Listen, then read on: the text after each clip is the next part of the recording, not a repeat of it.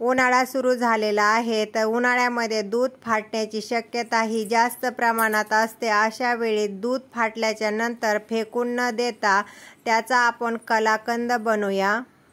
नमस्कार, रुक्मिणी रेसिपी मराठीमध्ये तुमचं खूप खूप मनापासून स्वागत करीत आहे। आज आपण कलाकंद बनवणार आहोत। चला तर आपण रेसिपीला सुरुवात करूया।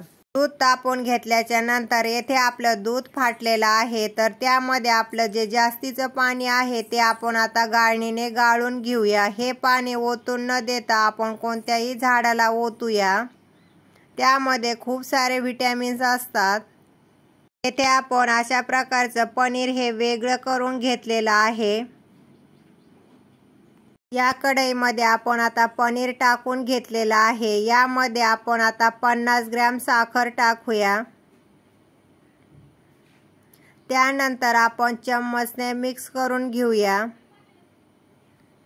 जोपर्यंत साखर विरघळत नाही तोपर्यंत चम्मचने हलवत राहायचं आहे। साखर आता पूर्णपणे विरघळलेली आहे। या साखरेचा आता पाक तयार व्हायला लागलेला आहे। अशा पद्धतीने आपला हा साखरेचा पूर्णपणे पाक तयार झालेला आहे। म्हणजे आपला हा कलाकंद तयार झालेला आहे। अशा पद्धतीने आपला हा कलाकंद तयार झालेला आहे। आता आपण गॅस बंद करून घेऊया आणि कलाकंद आपण आता बाउलमध्ये काढून घेऊया। अशा प्रकारे खाण्यासाठी आपला कलाकंद तयार झालेला आहे।